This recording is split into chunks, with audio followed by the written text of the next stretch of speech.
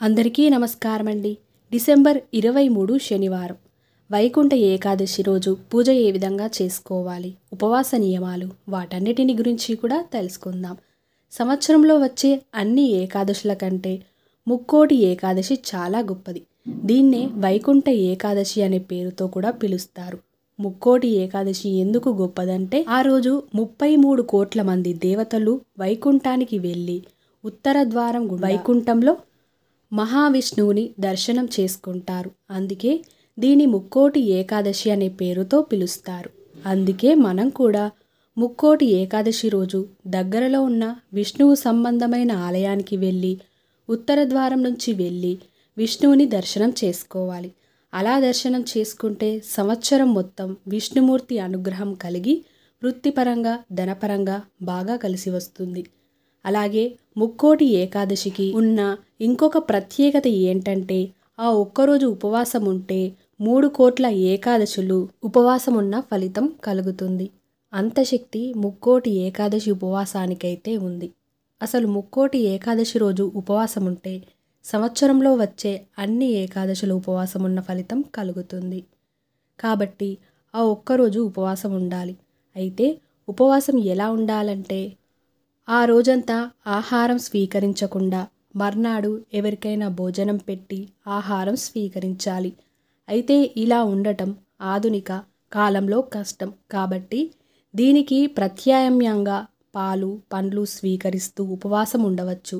అలా కూడా ఉండలేని వాళ్ళు ఉడకబెట్టని పదార్థాలు ఏవైనా ఉంటే అవి తింటూ ఉపవాసం ఉండవచ్చు. ఉడకబెట్టకుండా ఉన్న పదార్థాలు ఏవైనా తిని ఉపవాసం ఉండొచ్చు. అలా కూడా ఉండలేని వాళ్ళకి హరినక్తం అని ఒక విధి విధానం చెప్పారు. హరినక్తం అంటే పగలు తినకుండా రాత్రికి గోధుమ రవ్వతో చేసిన పదార్థం, గోధుమ ఉప్మా లాంటివి తినొచ్చు. దీన్ని హరినక్తం అంటారు. అయితే ఉపవాస నియమం అనేది చిన్నపిల్లలకి, వృద్ధులకి, అనారోగ్య సమస్యలు ఉన్న వాళ్ళకి, గర్భిణీ స్త్రీలకు వర్తించదు. వాళ్ళు మాత్రం ఉపవాసం ఉండాల్సిన అవసరం లేదు. ఉపవాసం బదులు ఓం నమో నారాయణాయ అనే మంత్రాన్ని చదువుకుంటే చాలు ఉపవాసమున్న ఫలితం కలుగుతుంది. అలాగే ముక్కోటి ఏకాదశి రోజు విష్ణుమూర్తి పరిపూర్ణమైన అనుగ్రహం కలగాలంటే మీరు పూజ ఎలా చేసుకోవాలంటే మీ ఇంట్లో లక్ష్మీనారాయణ ఫోటో ఉంటే ఆ ఫోటో పూజ గదిలో పెట్టుకోండి. లేదా శ్రీరామచంద్రమూర్తి, శ్రీకృష్ణ పరమాత్మ, వెంకటేశ్వర స్వామిది, లక్ష్మీ నరసింహ స్వామిది వీటిలో ఏదో ఒక ఫోటో పెట్టుకొని గంధం బొట్లు కుంకుమ బొట్లు పెట్టి అక్కడ ఒక వెండి ప్రమిద ఉంచి నువ్వుల నూనె లేదా ఆవు నెయ్యి పోసి 3 వత్తులు విడిగా వేసి దీపం పెట్టండి. తర్వాత తులసి మాలని ఫోటోకి అలంకరించండి. లేదా తులసి దళాలతో పూజ చేస్తూ ఆ ఫోటోకి ఓం నమో నారాయణాయ అనే మంత్రాన్ని 21 సార్లు చదవండి. ఓం నమో భగవతే వాసుదేవాయ ఈ మంత్రం కూడా 21 సార్లు చదవండి. తర్వాత పచ్చకర్పూరంతో హారతి ఇవ్వండి. ముద్ద కర్పూరం కాకుండా పచ్చకర్పూరంతో హారతి ఇవ్వాలి. విష్ణుమూర్తికి తీపి పదార్థాల్లో పచ్చకర్పూరం కలిపి నైవేద్యం పెట్టండి. క్షీరన్నం, ఆవు పాలతో చేసిన నైవేద్యం పెట్టొచ్చు. చక్కెర పొంగలైన నైవేద్యం పెట్టవచ్చు. అలాగే విష్ణుమూర్తిని పూజించే సమయంలో మీ ఇంటి ఆవరణలో ఏమైనా మొక్కలు ఉంటే ఆ మొక్కలకి పుష్పాలు ఉంటే ఆ పుష్పాలు పెట్టి నమస్కారం చేసుకోండి. వాటిని శాల పుష్పాలు అంటారు. అవి విష్ణుమూర్తికి చాలా ఇష్టం. అలాగే విష్ణుమూర్తి ఆలయానికి వెళ్ళినప్పుడు విష్ణుమూర్తి ఆలయం అంటే రాముడు, కృష్ణుడు, వెంకటేశ్వర స్వామి, నరసింహస్వామి వీళ్ళందరూ విష్ణు స్వరూపాలే. ఆ ఆలయానికి వెళ్ళినప్పుడు ధ్వజస్తంభం దగ్గర దీపం పెట్టండి. ఇంటి యజమాని గాని ఇంటి యజమానురాలు గాని విష్ణు సంబంధమైన ఆలయంలో ధ్వజస్తంభాన్ని గరుడ ధ్వజం అంటారు. ఈ గరుడ ధ్వజం దగ్గర ప్రమిదలో నువ్వుల నూనె పోసి 8 వత్తులేసి దీపం పెడితే ఆ దీపం అనేది ఇంటి మొత్తానికి రక్షలాగా పనిచేస్తుంది. సంవత్సరం మొత్తం విష్ణుమూర్తి అనుగ్రహం, లక్ష్మీ కటాక్షం కలుగుతుంది. అలాగే దేవాలయంలో ప్రదక్షిణలు చేస్తూ ఉంటాం.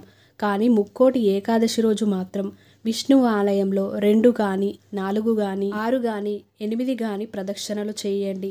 అంటే సరి సంఖ్యలో ప్రదక్షిణలు చేయాలి. అప్పుడు విష్ణుమూర్తి అనుగ్రహం వలన సకల శుభాలు కలుగుతాయి. దేవాలయానికి వెళ్ళలేని వాళ్ళు మాత్రం ఇంట్లోనే చక్కగా గడపకు పసుపు రాసి కుంకుమబొట్లు పెట్టి గడపను పుష్పాలతో అలంకరించి ఇంటి గుమ్మానికి మంగళ తోరణాలు కట్టి ఇంట్లోనే ఇలా పూజ చేసుకోండి. కానీ ఉత్తర ద్వారం గుండా వెళ్ళి విష్ణుమూర్తిని దర్శిస్తే మాత్రం జన్మజన్మల పాపాలు తొలగిపోతాయి. విష్ణుమూర్తి అనుగ్రహం వల్ల సంవత్సరం మొత్తం సకల శుభాలను సిద్ధింప చేసుకోవచ్చు. ముక్కోటి ఏకాదశి నాడు చేప, విష్ణు పూజ, గీతా పారాయణం, గోవిందనామ స్మరణం, పురాణ శ్రవణం మోక్షప్రాప్తి కలిగిస్తాయి. ఇవన్నీ చేయకపోయినా ఓం నమో నారాయణాయ అనే మంత్రాన్ని 108 సార్లు జపించడం ద్వారా మీరనుకున్న కార్యాలు దిగ్విజయంగా పూర్తవుతాయి. ఇంకా ఏకాదశి రోజు విష్ణు, వెంకటేశ్వర స్వామి ఆలయాలను దర్శించుకోవచ్చు. వైకుంఠ ఏకాదశినే పుత్రద ఏకాదశి అని కూడా పిలుస్తారు. దీని గొప్పతనాన్ని వివరించే కథను తెలుసుకుందాం. పూర్వం మహారాజు సుకేతుడు భద్రావతి రాజ్యాన్ని పరిపాలించేవారు. అతని భార్య చంప్రక మహారాణి అయిన గృహస్థు ధర్మాన్ని చక్కగా నిర్వహిస్తూ అతిథి ఆభ్యాగతులను గౌరవిస్తూ భర్తను పూజిస్తూ ఇంకా ఎన్నో పుణ్యకార్యాలు వ్రతాలు చేస్తూ ఉండేది. వారికి పుత్రులు లేకపోవడం జీవితంలో తీరని లోటుగా మారింది. వారు పుత్రకాంక్షతో ఎన్నో తీర్థాలను సేవిస్తూ ఒక పుణ్యతీర్థం వద్ద కొందరు మహర్షులు తపస్సు చేసుకుంటారనే వార్త తెలుసుకొని వారిని సేవించి తనకు పుత్రభిక్ష పెట్టమని ప్రార్థిస్తారు. వారు మహారాజు వేదనను గ్రహించి మీకు పుత్ర సంతాన భాగ్యము తప్పగా కలుగుతుందని దీవిస్తూ నేడు పుత్రద ఏకాదశి కావున నీవు నీ భార్యతో ఈ ఏకాదశి వ్రతాన్ని ఆచరించిన ఎడల మీ కోరిక తప్పక నెరవేరుతుందని చెప్తారు. ఆ వ్రత విధానాన్ని వారి ద్వారా తెలుసుకొని వారికి మనపూర్వకముగా సెలవు తీసుకుంటారు. వెంటనే నగరానికి చేరుకొని జరిగిన విషయాన్ని భార్య చెంపకకు చెప్తాడు. ఆమె సంతోషించి వారిద్దరూ భక్తి శ్రద్ధలతో శ్రీ లక్ష్మీనారాయణులను పార్వతీ పరమేశ్వరులను పూజించి మహర్షులు ఉపదేశించిన విధంగా ఏకాదశి వ్రతాన్ని చేస్తారు. అనంతరం కొద్ది కాలానికి కుమారుడు కలుగుతాడు. ఆ పిల్లవాడు పెద్దవాడైన తర్వాత తల్లిదండ్రుల కోరిక ప్రకారం యువరాజవుతాడు. ఆయన పరిపాలనలో అందరితో ఏకాదశి వ్రతాన్ని చేయిస్తూ ఉంటాడు. అందువలన ఏ ఏకాదశి ఉపవాసం ఉన్నా లేకపోయినా ఈ ఒక్కరోజు ఉపవాసం ఉండడానికైతే చూడండి. ఈ వీడియో మీకు నచ్చినట్లయితే తప్పకుండా మీ ఒక లైక్తో నాకు సపోర్ట్ని తెలియజేసి మరిన్ని మంచి వీడియోస్ కోసం మన ఛానల్ని వెంటనే సబ్స్క్రైబ్ చేసుకొని పక్కన ఉన్న బెల్ ఐకాన్ని కూడా క్లిక్ చేసేయండి. ధన్యవాదములు.